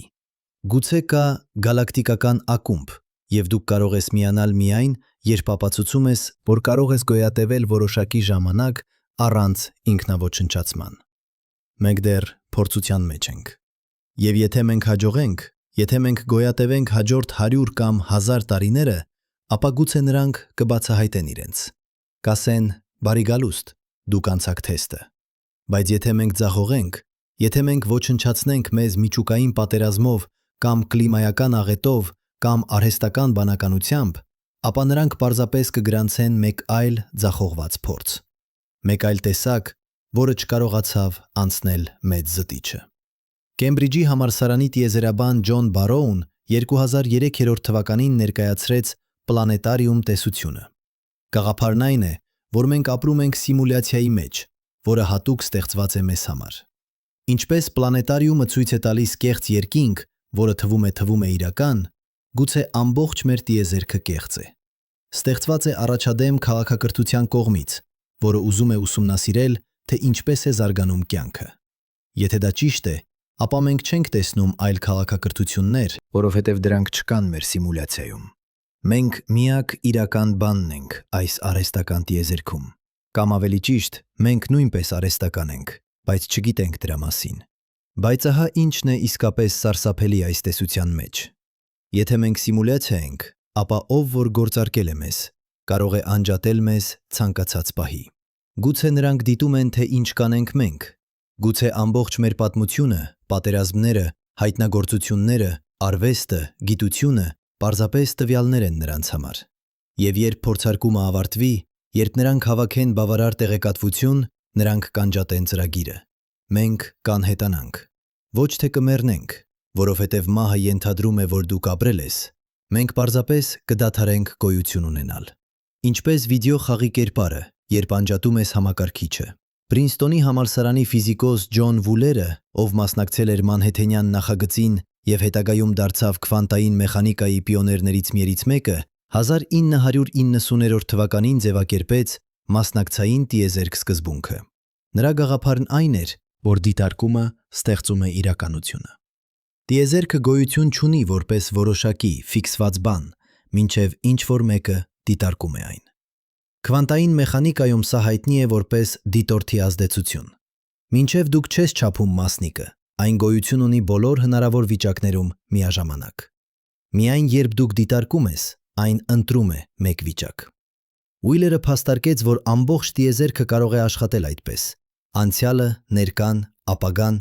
բոլորը գոյություն ունեն որպես հավանականությունների ալիքներ, մինչև գիտակցություն ունեցող դիտորդը դիտարկում է դրանք։ Եթե դա ճիշտ է, ապա գուցե մենք ստեղծում ենք տիեզերքը մեր դիտարկումներով, և գուցե այլ քաղաքակրթություններ չկան, որովհետև մենք դեռ չենք դիտարկել նրանց։ Նրանք կհայտնվեն միայն, երբ մենք գտնենք նրանց։ Բայց սա հանգեցնում է տարօրինակ հարցի. երբ սկսվեց դիտարկումը, երբ ի հայտ եկավ առաջին գիտակցությունը տիեզերքում, և ինչ էր գոյություն ունենում նախքան այդ։ Ուիլերը առաջարկեց, որ գուցե տիեզերքը ստեղծեց իրեն իր ապագա դիտորդների միջոցով։ Ժամանակը քվանտային մակարդակում կարող է հոսել հետ։ Մեր դիտարկումները այսօր կարող են ազդել անցյալի վրա։ Մենք դիտարկելով տիեզերքը հիմա կարող ենք ստեղծել մեծ պայթյունը 13 միլիարդ 800 միլիոն տարի առաջ։ Սա անհավատալի է, անհասկանալի է, բայց քվանտային մեխանիկան լի է անհավատալի և անհասկանալի բաներով, որոնք այնուամենայնիվ ճիշտ են։ Բայց եկեք վերադառնանք ավելի պարզ հարցին։ Եթե կան միլիարդավոր մոլորակներ ապրելի գոտում, եթե կյանքը կարող է ի հայտ գալ համեմատաբար հեշտ, եթե բանականությունը և տեխնոլոգիան հնարավոր են, ապա որտեղ են բոլորը։ Գուցե պատասխանը ավելի պարզ է, քան մենք մտածում ենք։ Գուցե նրանք չկան, որովհետև մենք առաջիններն ենք։ Պատկերացրեք, որ տիեզերքը նոր է սկսել արթնանալ։ Առաջին աստղերը, որոնք ձևավորվեցին մեծ պայթյունից հետո, պարունակում էին միայն ջրածին և հելիում, ոչ ածխածին, ոչ թթվածին, ոչ երկաթ, ոչ մի տարր, որը անհրաժեշտ է կյանքի համար։ Այդ տարրերը ստեղծվեցին աստղերի ներսում և տարածվեցին տիեզերքում, երբ այդ աստղերը պայթեցին, որպես սուպերնովաներ։ Առաջին սերնդի աստղերը ապրեցին և մեռան։ Երկրորդ սերնդի աստղերը ձևավորվեցին նրանց մնացորդներից։ Միայն երրորդ սերնդի աստղերի շուրջ, ինչպիսին է մեր Արեգակը, կային բավարար ծանր տարրեր, ապարաժային մոլորակների և կյանքի համար։ Մեր Արեգակը երրորդ սերնդի աստղ է։ Այն ձևավորվեցավ 9 միլիարդ տարի մեծ պայթյունից հետո։ Նախքան այդ, գուցե պարզապես չկային ճիշտ պայմանները կյանքի համար, կամ եթե կային, դրանք հազվադեպ էին։ Օքսֆորդի համալսարանի աստղաֆիզիկոսներ Անդրու Սնելինգ Ռոբերտսոնը և Ավի Լոեբը 2015 թվականին հաշվարկեցին, որ կյանքի համար օպտիմալ ժամանակը տիեզերքում կլինի 10 տրիլիոն տարի ապագայում, երբ փոքր, երկարակյաց կարմիր թզուկ աստղերը կդառնան գերակշռող։ Այդ աստղերը կարող են ապրել տրիլիոնավոր տարիներ, տալով կյանքին անհամեմատ ավելի երկար ժամանակ զարգանալու համար։ Եթե դա ճիշտ է, ապա մենք ապրում ենք տիեզերքի վաղ մանկության մեջ։ Մենք ծնվել ենք շատ շուտ, և գուցե դրա համար մենք առաջիններն ենք։ Ոչ թե որովհետև մենք հատուկ ենք, այլ որովհետև մենք վաղ ենք։ Բայց եթե մենք առաջիններն ենք, ապա մենք ունենք հսկայական պատասխանատվություն։ Մենք կարող ենք լինել այն քաղաքակրթությունը, որը տարածվում է աստղերի միջև։ Մենք կարող ենք լինել այն քաղաքակրթությունը, որը տարածվում է աստղերի միջև։ Մենք կարող ենք լինել այն քաղաքակրթությունը, որը տարածվում է աստղերի միջև։ Մենք կարող ենք լինել այն քաղաքակրթությունը, որը տարածվում է աստղերի միջև։ Մենք կարող ենք լինել այն քաղաքակրթությունը, որը տարածվում է աստղերի միջև։ Մենք կարող ենք լինել այն քաղաքակրթությունը, որը տարածվում է աստղերի միջև։ Մենք կարող ենք լինել այն քաղաքակրթությունը, որը տարածվում է աստղերի միջև։ Մենք կարող ենք լինել այն քաղաքակրթությունը, որը տարածվում է աստղերի միջև։ Մենք կարող ենք լինել այն քաղաքակրթությունը, որը տարածվում է աստղերի միջև։ Մենք կարող ենք լինել այն քաղաքակրթությունը, որը տարածվում է աստղերի միջև։ Մենք կարող ենք լինել այն քաղաքակրթությունը, որը տարածվում է աստղերի միջև։ Մենք կարող ենք լինել այն քաղաքակրթությունը, որը տարածվում է աստղերի միջև։ Մենք կարող ենք լինել այն քաղաքակրթությունը, որը տարածվում է աստղերի միջև։ Մենք կարող ենք լինել այն քաղաքակրթությունը, որը տարածվում է աստղերի միջև։ Մենք կարող ենք լինել այն քաղաքակրթությունը, որը տարածվում է աստղերի միջև։ Մենք կարող ենք լինել, որը անցավ մեր արեգակային համակարգով 2017 թվականին, կարող էր լինել արհեստական կառուցվածք, արտագերեզյան տիեզերանավ կամ հետախուզական սարք։ Ումուամուան ուներ տարօրինակ ձև, երկար եւ բարակ, ինչպես սիգարը կամ բլիթը։ Այն շարժվում էր տարօրինակ կերպով, արագանում առանց տեսանելի պատճառի, կարծես ինչ-որ բան հրում էր այն։ Այն արտացոլում էր լույսը տարօրինակ կերպով։ Եվ այն եկավ միջաստղային տարածությունից, ոչ թե մեր արեգակային համակարգից։ Շատ աստղագետներ կարծում են, որ Ումուամուան պարզապես կոմետ էր կամ աստերոիդ տարօրինակ ձևով։ Բայց Լոեբը փաստարկում է, որ մենք պետք է լուրջ վերաբերվենք հնարավորությանը, որ այն արհեստական էր, որովհետև եթե այն արհեստական էր, ապա դա նշանակում է, որ ուրիշները կան։ Եվ նրանք ուղարկում են սարքեր դեպի մեր արեգակային համակարգը։ Բայց ինչու։ Ինչու կուղարկեին նրանք անմարդ սարք։ Գուցե հետախուզության համար։ Գուցե նրանք ուսումնասիրում են մեզ նախքան որոշելը արդյոք կապ հաստատել։ Կամ գուցե դա ավտոմատ սարք է, որը ուղարկվել է միլիոնավոր տարիներ առաջ քաղաքակրթության կողմից, որը գուցե այլևս գոյություն չունի։ Շշի մեջ հաղորդագրություն, որը լողում է տիեզերական օվկիանոսում, կամ գուցե դա ոչինչ չէր, պարզապես ապառաշ։ Եվ մենք տեսնում ենք այն, ինչ ուզում ենք տեսնել։ Բայց ահա ինչն է կարևոր. Ումուամուան եկավ եւ գնաց։ Այն հիմա արդեն դուրս է արեգակային համակարգից, շարժվում է դեպի միջաստղային տարածությունը։ Մենք երբեք չենք իմանա, թե ինչ էր այն իրականում, բայց այն հիշեցրեց մեզ, որ տիեզերքը լի է անակնկալներով, եւ գուցե հաջորդ անակնկալը չի լինի այնքան անհայտ։ 2024 թվականին Ջեյմս Ուեբ տիեզերական հեռադիտակը սկսեց դիտարկել էկզոմոլորակների մթնոլորտները, փնտրելով կենսագրություններ։ Կենսագրությունները քիմիական նյութեր են, որոնք արտադրվում են կյանքի կողմից եւ որոնք չեն կարող առաջանալ բնական ճանապարհով՝ թթվածին, մեթան, ջուր, որոշակի համակցություններով։ Եթե մենք գտնենք կենսագրություններ, դա չի նշանակի, որ գտել ենք խելացի կյանք։ Դա կարող է լինել պարզապես բակտերիաներ, միկրոբներ, բայց դա կապացուցի, որ կյանքը ոչ թե եզակի է, այլ տարածված։ Եվ եթե կյանքը տարածված է, ապա գուցե բանականությունը նույնպես տարածված է, բայց մինչև այժմ ոչինչ։ Ջեյմս Ուեբը դիտարկել է տասնյակ էկզոմոլորակներ։ Գտել է ջուր, ածխաթթու գազ, ամպեր, բայց ոչ մի հստակ կենսագրություն, ոչ մի անհերքելի ապացույց կյանքի։ Լռությունը շարունակվում է։ Եվ ամեն տարի, երբ մենք չենք գտնում ոչինչ, Ֆերմիի պարադոքսը դառնում է ավելի խորը, ավելի սարսափելի, որովհետև ամեն տարի մեր տեխնոլոգիան դառնում է ավելի լավ, մեր հեռադիտակները ավելի զգայուն, մեր որոնումները ավելի համապարփակ, եւ դեռ ոչինչ։ Պատկերացրեք, որ դուք կանգնած եք լքված քաղաքում։ Շենքերը դատարկ են, փողոցները լուռ են։ Դուք գոռում եք, բայց ոչ ոք չի պատասխանում։ Դուք սկսում եք քայլել, փնտրել, բացել դռներ, բայց յուրաքանչյուր սենյակ դատարկ է, յուրաքանչյուր շենք լքված է։ Սկզբում դուք մտածում եք, գուցե նրանք թաքնված են, հետո գուցե նրանք հեռացել են, հետո գուցե նրանք երբեք չեն եղել, եւ վերջապես գուցե ինչ-որ բան սպանել է նրանց բոլորին։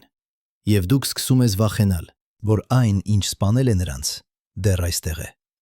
Սպասում է քեզ։ Սա է Ֆերմիի պարադոքսի իսկական սարսափը։ Ոչ թե այն, որ մենք միայնակ ենք, այլ այն, որ գուցե մենք հաջորդներս ենք։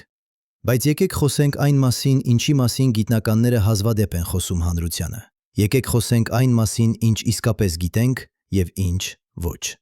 Հասկանում եմ ձեր մտքերը։ Դուք լսեցիք այս ամենը, մեծ զտիչը, մութ անտառը, սիմուլյացիան, եւ մի մասը ձեզանից մտածում է, սա հնչում է ինչպես գիտական ֆանտաստիկա, ինչպես փիլիսոփայություն, ոչ թե գիտություն։ Եվ գիտեք ինչ, դուք մասամբ ճիշտ եք։ Ճշմարտությունն այն է, որ մենք չգիտենք։ Մենք իսկապես չգիտենք, թե ինչու է լռում տիեզերքը։ Բոլոր այս տեսությունները դրանք ենթադրություններ են, կրթված կռահումներ,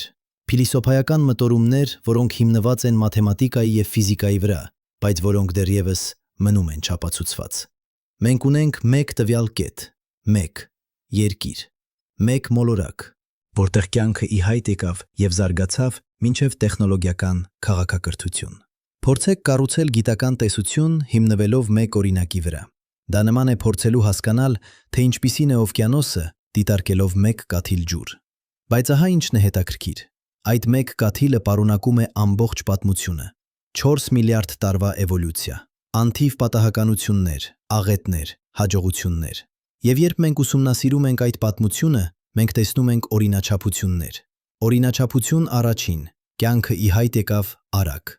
Երկիրը ձևավորվեց 4 միլիարդ 550 միլիոն տարի առաջ։ Առաջին կյանքի ապացույցները, միկրոբային մնացորդները ապարաժներում, թվագրվում են 3 միլիարդ 800 միլիոն տարի առաջ։ Դա նշանակում է, որ կյանքը ի հայտ եկավ ընդամենը 750 միլիոն տարում։ Երկրաբանական ժամանակով դա թարթում է։ Ինչու է դա կարևոր։ Որովհետև եթե կյանքը ի հայտ է գալիս արագ, ի հայտ է գալիս արագ, ի հայտ է գալիս արագ, իս արագ, ի հայտ է գալիս արագ, ի հայտ է գալիս արագ, ի հայտ է գալիս արագ, ի հայտ է գալիս արագ, ի հայտ է գալիս արագ, ի հայտ է գալիս արագ, ի հայտ է գալիս արագ, ի հայտ է գալիս արագ, ի հայտ է գալիս արագ, ի հայտ է գալիս արագ, ի հայտ է գալիս արագ, ի հայտ է գալիս արագ, ի հայտ է գալիս արագ, ի հայտ է գալիս արագ, ի հայտ է գալիս արագ, ի հայտ է գալիս արագ, ի հայտ է գալիս արագ, ի հայտ է գալիս արագ, ի հայտ, որոնք թույլ տվեցին կյանքին ի հայտ գալ երկրի վրա,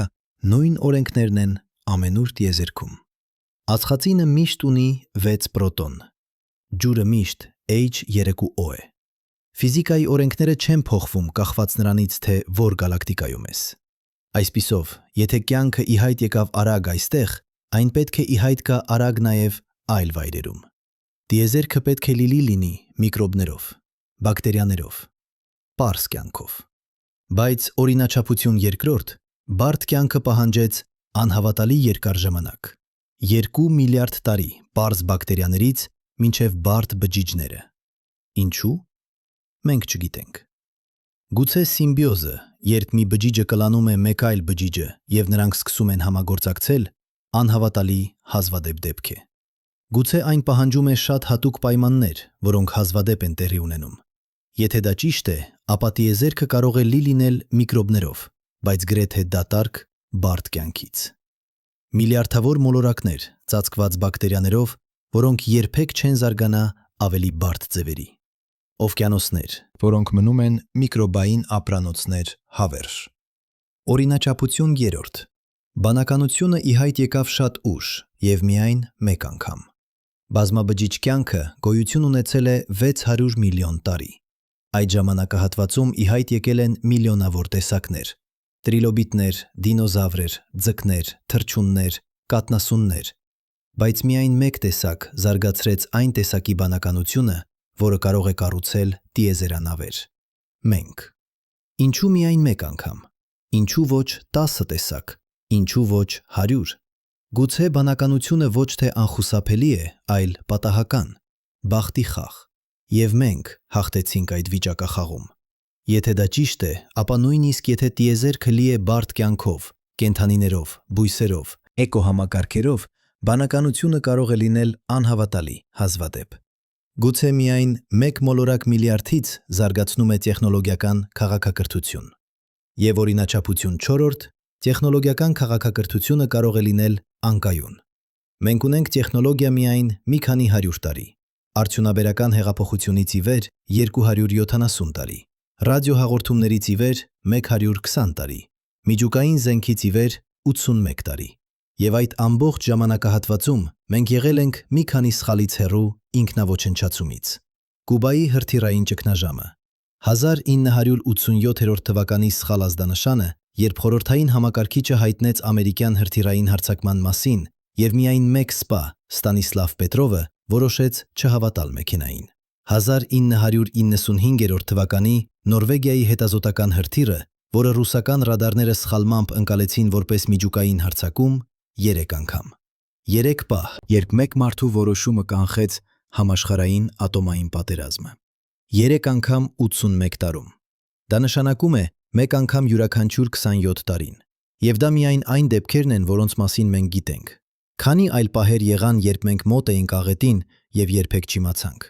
Քանի համակարգչային սխալներ, քանի սխալ մեկնաբանություններ, քանի գրեթե պատահարներ։ Հիմա ավելացրեք կենսաբանական զենքը, արհեստական բանականությունը, նանոտեխնոլոգիան, կլիմայական փոփոխությունը, յուրաքանչյուրը նոր ճանապարհ դեպի ինքնաոչնչացումը,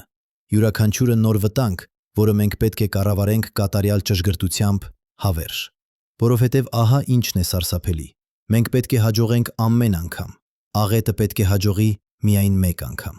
Պատկերացրեք, որ դուք քայլում ես ճանապարհով, որը լի է ծուղակներով։ Յուրաքանչյուր քայլ կարող է լինել վերջինը, բայց դուք չեք կարող կանգ առնել։ Դուք պետք է շարունակեք քայլել, հավերժ, առանց սխալի։ Մեկ սխալ և ամեն ինչ ավարտված է։ Սա է իրավիճակը, որտեղ մենք գտնվում ենք։ Եվ եթե յուրաքանչյուր քաղաքակրթություն հայտնվում է այս իրավիճակում, երբ հասնում է մեր մակարդակին, ապա վիճակագրությունը ոչ մեր կողմն է։ Մասաչուսեթսի տեխնոլոգիական ինստիտուտի ֆիզիկոս Մաքս Թեգմարքը 2018 թվականին հրապարակեց հետազոտություն, որտեղ հաշվարկեց, թե որքան ժամանակ կարող է գոյատևել տեխնոլոգիական քաղաքակրթությունը։ Նրա մոդելը հաշվի էր առնում տարբեր սպառնալիքներ և դրանց հավանականությունները։ Արդյունքը միջին քաղաքակրթությունը գոյատևում է մոտավորապես մի քանի 100 մինչև մի քանի 1000 տարի տեխնոլոգիական փուլում։ Մի քանի 100 մինչև մի քանի 1000 տարի։ Տիեզերական մասշտաբներով դա թարթում է աննշան պահ։ Եթե դա ճիշտ է, ապա դա բացատրում է լռությունը։ Քաղաքակրթություններն ի հայտ են գալիս, զարգանում են, հասնում են տեխնոլոգիական հասունության և հետո անհետանում են։ Չափազանց արագ, որպեսզի տարածվեն աստղերի միջև։ Չափազանց արագ, որպեսզի թողնեն հետք, որը մենք կարող ենք հայտնաբերել։ Տիեզերքը լի է քաղաքակրթություններով, որոնք ծաղկում են և մարում են, ինչպես ծաղիկները դաշտում։ Յուրաքանչյուրը գեղեցիկ է, յուրաքանչյուրը եզակի է, բայց յուրաքանչյուրը կարճատև է։ Եվ երբ մենք նայում ենք դեպի աստղերը, մենք տեսնում ենք դատարկ դաշտ, որովհետև ծաղիկները արդեն թառամել են։ Բայց սպասեք, կա ևս մեկ հնարավորություն, որի մասին մենք պետք է խոսենք։ Գուցե խնդիրը ոչ թե այն է, որ քաղաքակրթությունները մեռնում են, գուցե խնդիրն այն է, որ մենք փնտրում ենք սխալ բանը, սխալ վայրում, սխալ ժամանակում։ Մտածեք դրա մասին։ Մենք փնտրում ենք ռադիոազդանշաններ, բայց ռադիոալիքները տարածվում են լույսի արագությամբ։ Ազդանշանը, որը ուղարկվեց 1000 լույսի տարի հեռավորությունից, պետք է ճանապարհորդի 1000 տարի, որպեսզի հասնի մեզ։ Դա նշանակում է, որ մենք տեսնում ենք անցյալը։ Երբ մենք դիտարկում ենք աստղ, որը 1000 լույսի տարի հեռավորության վրա է, մենք տեսնում ենք այն այնպիսին, ինչպիսին այն էր 1000 տարի առաջ։ Գուցե այնտեղ կար քաղաքակրթություն 1000 տարի առաջ։ Նրանք ուղարկեցին ազդանշաններ, բայց հետո նրանք անհետացան։ Եվ նրանց ազդանշանները դեռ ճանապարհորդում են դեպի մեզ, բայց դեռ չեն հասել։ Կամ գուցե նրանք հասել են, բայց մենք չէինք լսում այն ժամանակ։ Կամ գուցե հակառակը։ Գուցե այնտեղ կա քաղաքակրթություն հիմա, այս պահին, բայց նրանք սկսեցին հեռարձակել միայն 100 տարի առաջ, և նրանց ազդանշանները դեռ ճանապարհորդում են դեպի մեզ։ Եթե նրանք գտնվում են 200 լույսի տարի հեռավորության վրա, մենք չենք լսի նրանց ևս 100 տարի։ Տիեզերքը կարող է լի լինել քաղաքակրթություններով, որոնք գոյություն ունեն տարբեր ժամանակներում։ Մենք նման ենք մարդկանց, որոնք փորձում զում են զրուցել միմյանց հետ, բայց յուրաքանչյուրը խոսում է տարբեր ժամանակներում։ Մեկը գոռում է երկուշաբթի, մյուսը լսում է չորեքշաբթի, երրորդը պատասխանում է ուրբաթ։ Նրանք երբեք չեն լսի միմյանց, թեև բոլորը գոռում են։ Եվ կա ևս մեկ խնդիր՝ տարածությունը։ Մեր գալակտիկան ունի 10 միլիարդից մինչև 400 միլիարդ աստղ։ Եթե միայն 1%-ը ունի մոլորակներ ապրելի գոտում, դա մի քանի միլիարդ մոլորակ է, բայց գալակտիկան հսկայական է՝ 100,000 լույսի տարի տրամագծով։ Պատկերացրեք, որ դուք կանգնած եք Սահարայի անապատում։ Ձեր ընկերը նույնպես գտնվում է Սահարայում, բայց դուք չգիտեք որտեղ։ Դուք երկուսը դել ունեք ռադիո, բայց ռադիոները աշխատում են միայն 10 կիլոմետր հեռավորության վրա։ Որն է հավանականությունը, որ դուք կլինեք 10 կիլոմետր միմյանցից այն ճիշտ պահին, երբ երկուսը դել փորձում եք կապ հաստատել։ Սահարան ունի 9 միլիոն քառակուսի կիլոմետր մակերես։ Հավանականությունը անհավատալի փոքր է, և գալակտիկան անհամեմատ ավելի մեծ է, քան Սահարան։ Այսպիսով, նույնիսկ եթե կան հազարավոր քաղաքակրթություններ մեր գալակտիկայում, նույնիսկ եթե նրանք բոլորը հեռարձակում են ազդանշաններ, հավանականությունը, որ մենք կլինենք ճիշտ տեղում, ճիշտ ժամանակին, ճիշտ հաճախականության վրա, անհավատալի փոքր է։ Բայց գիտեք ինչ, սա իրականում լավ նորություն է։ Եթե մենք չենք լսում ազդանշաններ, որովհետև տիեզերքը չափազանց մեծ է եւ ժամանակը չափազանց երկար է, ապա դա նշանակում է, որ քաղաքակրթությունները կարող են գոյություն ունենալ։ Նրանք պարզապես չափազանց հեռու են կամ չափազանց տարբեր ժամանակներում։ Դա նշանակում է, որ մեծ զտիչը գուցե ոչ այնքան մահացու է, որքան մենք վախենում ենք։ Բայց դա նաև նշանակում է, որ մեծ զտիչը գուցե ոչ այնքան մահացու է, որքան մենք վախենում ենք։ Բայց դա նաև նշանակում է, որ մեծ զտիչը գուցե ոչ այնքան մահացու է, որքան մենք վախենում ենք։ Բայց դա նաև նշանակում է, որ մեծ զտիչը գուցե ոչ այնքան մահացու է, որքան մենք վախենում ենք։ Բայց դա նաև նշանակում է, որ մեծ զտիչը գուցե ոչ այնքան մահացու է, որքան մենք վախենում ենք։ Բայց դա նաև նշանակում է, որ մեծ զտիչը գուցե ոչ այնքան մահացու է, որքան մենք վախենում ենք։ Բայց դա նաև նշանակում է, որ մեծ զտիչը գուցե ոչ այնքան մահացու է, որքան մենք վախենում ենք։ Բայց դա նաև նշանակում է, որ մեծ զտիչը գուցե ոչ այնքան մահացու է, որքան մենք վախենում ենք։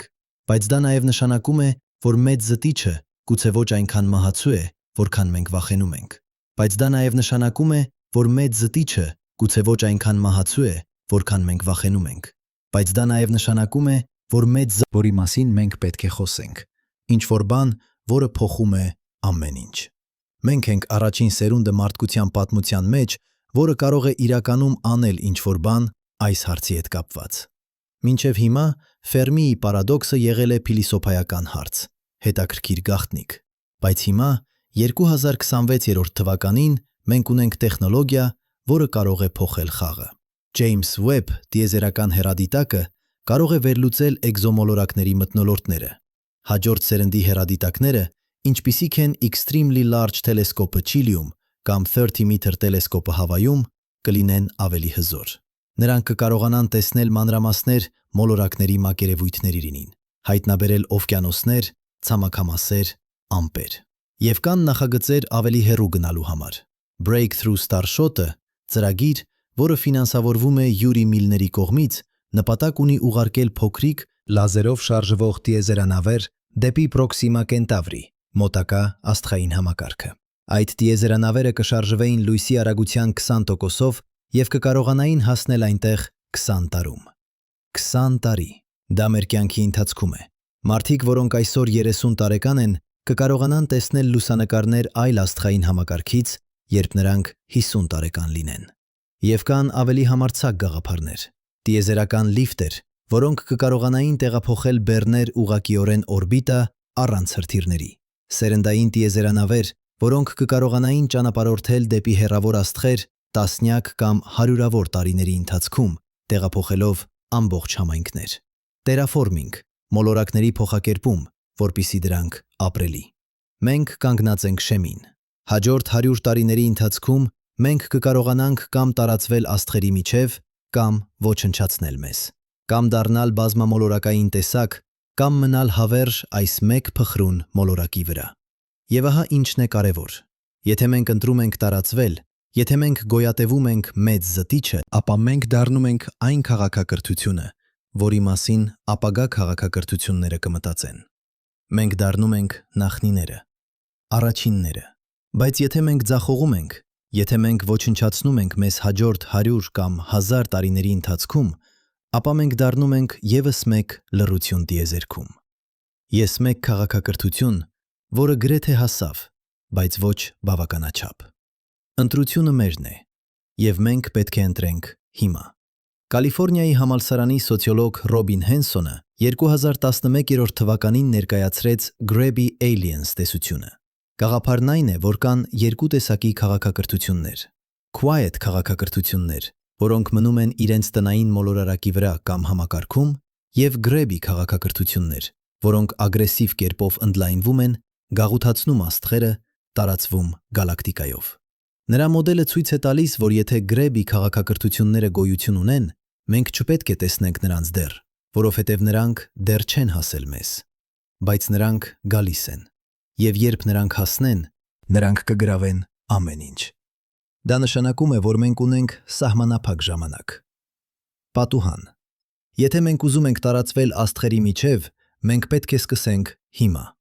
որովհետև եթե մենք սպասենք չափազանց երկար, ուրիշ ինչ-որ մեկը կգա և կվերցնի այն տարածությունը, որը մենք կարող էինք ունենալ։ Բայց կա ևս մեկ հնարավորություն։ Գուցե մենք չպետք է տարածվենք ագրեսիվ կերպով։ Գուցե մենք պետք է լինենք զգույշ, հանգիստ, հարգալից։ Գուցե մենք պետք է լսենք ավելի շատ, քան խոսենք։ Դիտենք ավելի շատ, քան գործենք։ Որովհետև եթե մութ անտառի տեսությունը ճիշտ է, եթե տիեզերքը լի է որսորդներով, ապա ամենաանվտանգ ռազմավարությունը լռությունն է։ Մնալ անտեսանելի, չբացահայտել մեր գտնվելու վայրը։ Բայց դա նաև նշանակում է ապրել վախի մեջ, հավերժ թաքնվել, երբեք չիմանալ, թե արդյոք կան ուրիշներ, երբեք չհաստատել կապ, չանել ընկերներ, չսովորել այլ քաղաքակրթություններից։ Սա է դժվար ընտրությունը։ Անվտանգություն, թե հետաքրքրասիրություն, վախը, թե հույսը, լռությունը, թե կապը։ Եվ ահա, ինչն է իսկապես սարսափելի։ Մենք չգիտենք ճիշտ պատասխանը։ Մենք չունենք ուղեցույց։ Ոչ մի այլ քաղաքակրթություն, որը կարող է ասել մեզ մենք արեցինք սա և այն աշխատեց, կամ մենք արեցինք այն և այն ձախողվեց, մենք առաջինն ենք, կամ առնվազն մենք առաջիններից ենք մեր տարածքում, մեր ժամանակում։ Եվ դա նշանակում է, որ յուրաքանչյուր որոշում, որ մենք կայացնում ենք, կարող է լինել նախադեպ։ Օրինակ, զգուշացում կամ ոգեշնչում ապագա քաղաքակրթությունների համար։ Մտածեք դրա մասին։ Միլիոն տարի ապագայում, երբ մեր քաղաքակրթությունը կամ գոյատևել է և տարածվել աստղերի միջև, կամ անհետացել է և թողել միայն հնագիտական հետքեր, ուրիշ քաղաքակրթություն կարող է գտնել մեր մնացորդները։ Նրանք կուսումնասիրեն մեր պատմությունը, կտեսնեն մեր ընտրությունները և կսովորեն մեզանից։ Ինչ դաս կուզենք մենք, որ նրանք սովորեն։ Որ վախը հաղթեց հույսին, որ մենք թաքնվեցինք և մեռանք միայնակ, թե որ մենք համարձակվեցինք, հասանք դեպի աստղերը և դարձանք ինչ-որ բան ավելի մեծ։ Սա է իսկական հարցը Ֆերմիի պարադոքսի հետևում։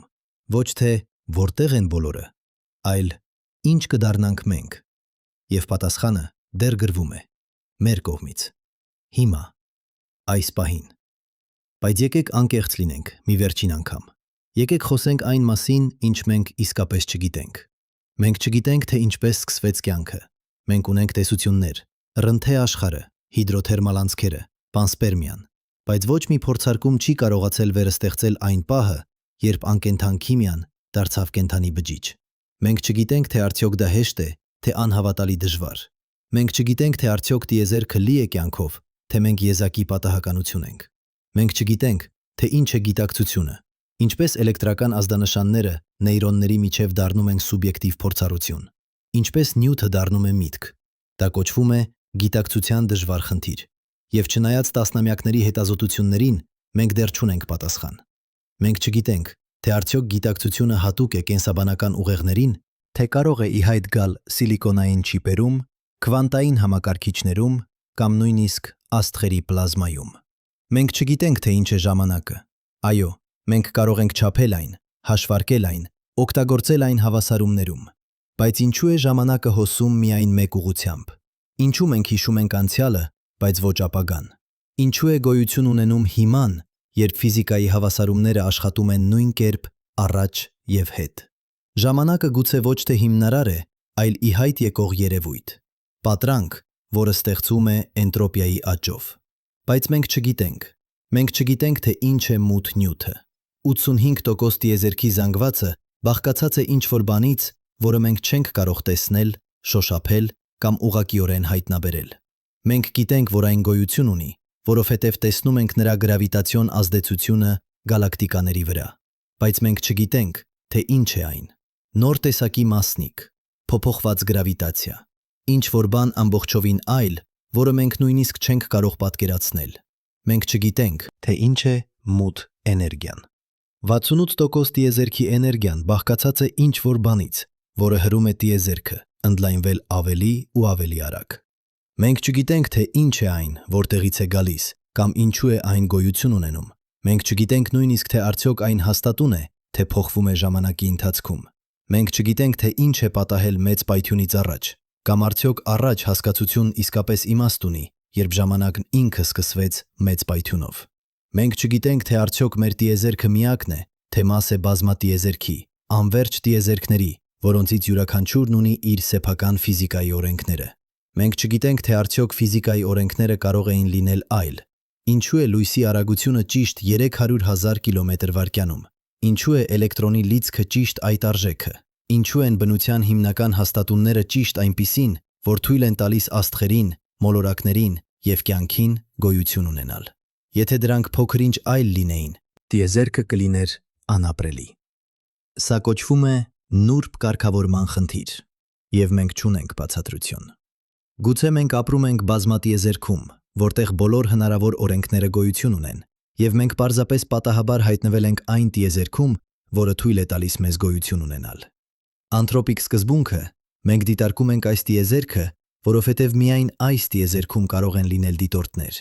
բայց դա ավելի շատ նկարագրություն է, քան բացատրություն։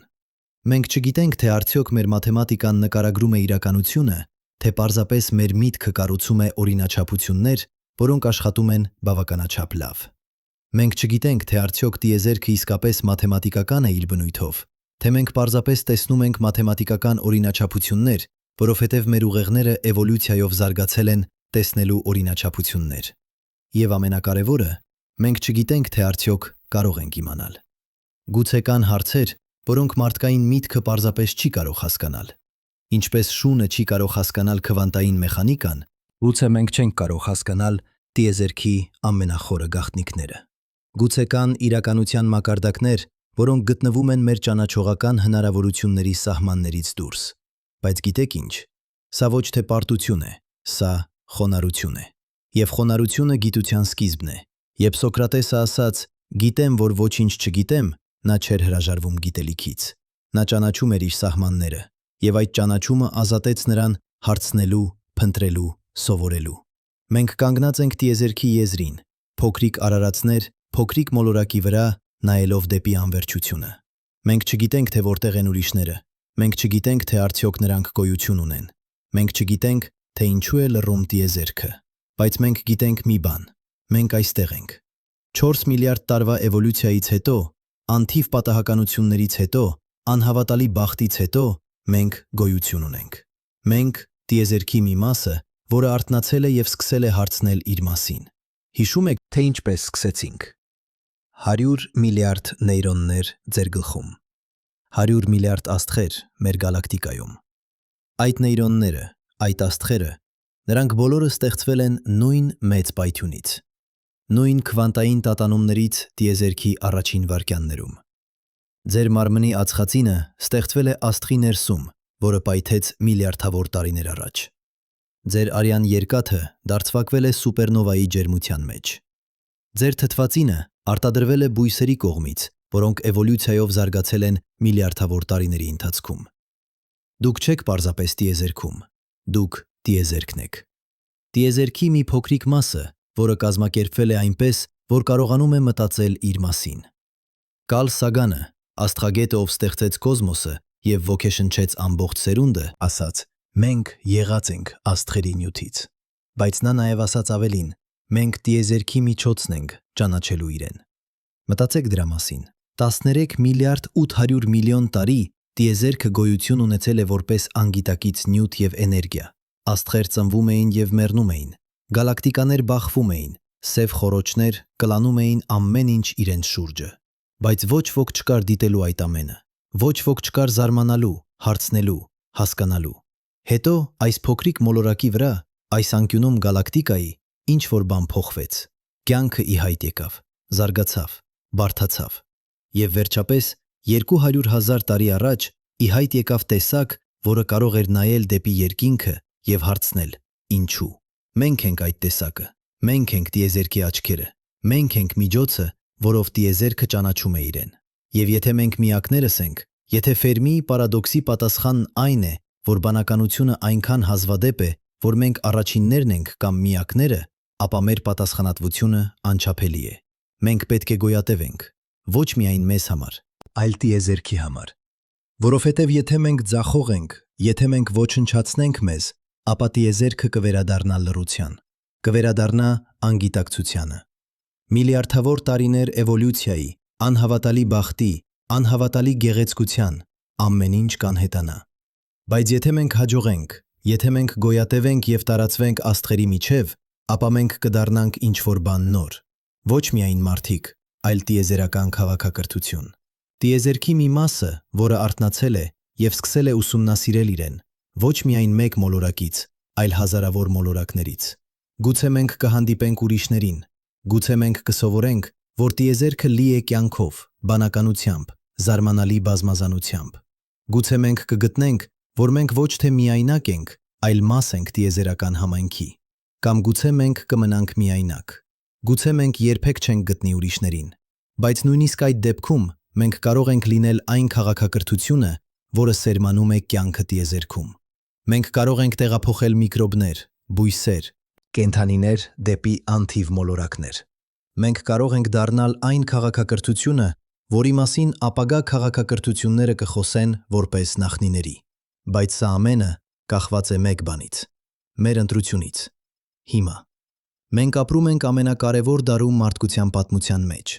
Հաջորդ 100 տարիների ընթացքում մենք կկայացնենք որոշումներ, որոնք կորոշեն մեր ապագան միլիոնավոր տարիների համար։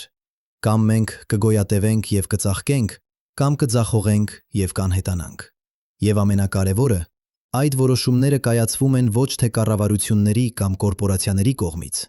Այդ որոշումները կայացվում են յուրաքանչյուր մարդու կողմից, ձեր կողմից։ Ամեն անգամ, երբ դուք ընտրում ես համագործակցությունը փոխանակ մրցակցության, դուք ավելացնում ես մեր հավանականությունները։ Ամեն անգամ, երբ դուք ընտրում ես երկարաժամկետ մտածողությունը փոխանակ կարճաժամկետ շահույթի, դուք ներդրում ես մեր ապագայում։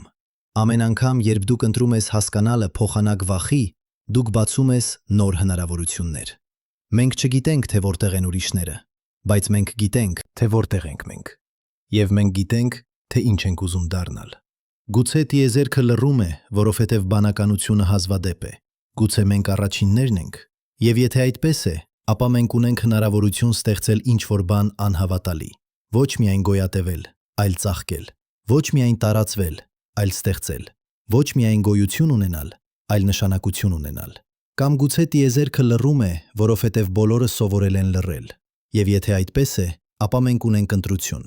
Մենք կարող ենք միանալ լռությանը, թաքնվել, վախենալ։ Կամ մենք կարող ենք համարձակվել, հասնել դեպի աստղերը եւ հույս ունենալ, որ կան ուրիշներ, ովքեր նույնպես համարձակվել են։ Կամ գուցե տիեզերքը լռում է, որովհետև մենք դեռ չենք լսել բավականաչափ ուշադիր։ Գուցե ազդանշանները այնտեղ են, բայց մենք չենք ճանաչում դրանք։ Գուցե մենք պետք է լսենք ավելի երկար, ավելի խորը, ավելի համբերատար։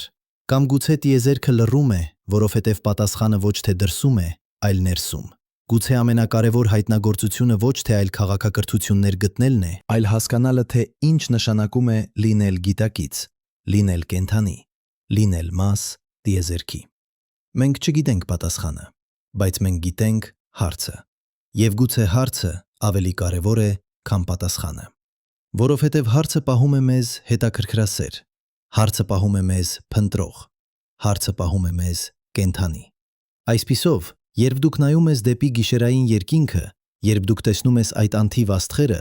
մի մտածեք միայն լռության մասին, մի մտածեք միայն դատարկության մասին, մտածեք հնարավորության մասին։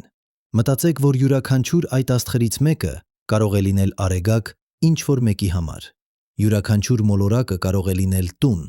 յուրաքանչյուր օվկիանոսը կարող է պարունակել կյանք։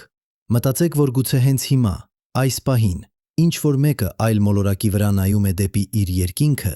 և տեսնում է մեր արեգակը, մի փոքրիկ կետ լույսի միջև անթիվ ուրիշների։ Եվ գուցե նրանք նույնպես հարցնում են. որտեղ են բոլորը։ Մտածեք, որ գուցե պատասխանը պարզ է։ Մենք այստեղ ենք։ Նրանք այնտեղ են։ Մենք պարզապես դեռ չենք գտել միմյանց։ Դեռ։ Բայց ամենակարևորը, մտածեք, որ դուք մաս եք ինչ-որ բանի անհավատալի։ Դուք մաս եք 13 միլիարդ 800 միլիոն տարվա պատմության։ Դուք մաս եք անվերջ շղթայի մեծ պայթյունից մինչև այս պահը։ Դուք մաս եք տիեզերքի, որը արթնացել է և սկսել է հարցնել իր մասին։ Եվ դա անկախ նրանից, թե արդյոք կան ուրիշներ, թե ոչ, արդեն իսկ հրաշք է։ 100 միլիարդ աստղեր մեր գալակտիկայում, 40 միլիարդ մոլորակներ ապրելի գոտում։ Եվ մենք, փոքրիկ արարածներ մեկ այդ մոլորակներից, կանգնած ենք այստեղ, նայելով դեպի անվերջությունը, հարցնելով որտեղ են բոլորը։ Գուցե իսկական հարցը ոչ թե որտեղ են նրանք, այլ ինչ կանենք մենք այս գիտելիքով։ Գուցե լռությունը ոչ թե պատասխան է, այլ հրավեր։ Հրավեր, լցնելու այն մեր ձայներով, մեր երաժշտությամբ, մեր պատմություններով։ Հրավեր, դառնալու այն քաղաքակրթությունը, որը մյուսները կցանկանան գտնել։ Գուցե մենք չենք լսում պատասխան, որովհետև մենք ենք պատասխանը։ Եվ միլիոն տարի ապագայում, երբ մեր սերունդները տարածվել են աստղերի միջև, երբ մեր տեխնոլոգիան զարգացել է այնպես, որ մենք չենք կարող նույնիսկ պատկերացնել, երբ մենք վերջապես հանդիպել ենք ուրիշներին կամ սերմանել ենք կյանքը հազարավոր մոլորակների վրա, ինչ-որ մեկը կնայի հետ դեպի այս պահը, դեպի 2026 թվականը, դեպի այն ժամանակը, երբ մենք նոր էինք սկսում հասկանալ մեր տեղը տիեզերքում, երբ մենք նոր էինք սկսում հարցնել ճիշտ հարցերը, երբ մենք կանգնած էինք շեմին, ընտրության առաջ, եւ նրանք կասեն. այնտեղ էր, որ ամեն ինչ սկսվեց, այնտեղ էր, որ մենք որոշեցինք ոչ թե վախենալ լռությունից, այլ լցնել այն իմաստով, այնտեղ էր, որ մենք որոշեցինք դառնալ ոչ թե լռության մաս, այլ պատասխան։ Լռությունը շարունակվում է, բայց գուցե ոչ հավերժ։ Գուցե ինչ-որ օր մենք կլսենք ազդանշան, կամ գուցե մենք կուղարկենք մեկը, որը ինչ-որ մեկը կլսի, բայց մինչև այդ օրը մենք ունենք աշխատանք։ Մենք ունենք գոյատևելու, սովորելու, զարգանալու, ստեղծելու։ Մենք ունենք դառնալու այն քաղաքակրթությունը, որը արժանի է գտնելուն։ Եվ եթե մենք երբևէ գտնենք ուրիշներին, եթե մենք երբևէ լսենք այդ ազդանշանը, մենք կուզենանք, որ մեր առաջին հաղորդագրությունը լինի ոչ թե վախի կամ ագրեսիայի, այլ հույսի և հետաքրքրասիրության։ Մենք կուզենանք ասել. մենք այստեղ ենք, մենք գոյատևեցինք, մենք սովորեցինք, և մենք պատրաստ ենք սովորել ձեզանից։ Մինչև այդ օրը մենք շարունակում ենք նայել դեպի աստղերը, շարունակում ենք հարցնել, շարունակում ենք հույս ունենալ։ Որովհետև վերջապես, հույսը ոչ թե այն է, որ մենք կգտնենք պատասխան։ Հույսը այն է, որ մենք կգտնենք պատասխան։ Հույսը այն է, որ մենք կգտնենք պատասխան։ Հույսը այն է, որ մենք կգտնենք պատասխան։ Հույսը այն է, որ մենք կգտնենք պատասխան։ Հույսը այն է, որ մենք կգտնենք պատասխան։ Հույսը այն է, որ մենք կգտնենք պատասխան։ Հույսը այն է, որ մենք կգտնենք պատասխան։ Հույսը այն է, որ մենք կգտնենք պատասխան։ Հույսը այն է, որ մենք կգտնենք պատասխան։ Հույսը այն է, որ մենք կգտնենք պատասխան։ Հույսը այն է, որ մենք կգտնենք պատասխան։ Հույսը այն է, որ մենք կգտնենք պատասխան։ Հույսը այն է, որ մենք կգտնենք պատասխան։ Հույսը այն է, որ մենք կգտնենք պատասխան։ Հույսը այն է, որ մենք կգտնենք պատասխան։ Հույսը այն է, որ մենք կգտնենք պատասխան։ Հույսը այն է, որ մենք կգտնենք պատասխան։ Հույսը այն է, որ մենք կգտնենք պատասխան։ Հույսը այն է, որ մենք կգտնենք պատասխան։ Յուրաքանչյուր օրով աստղերը սպասում են,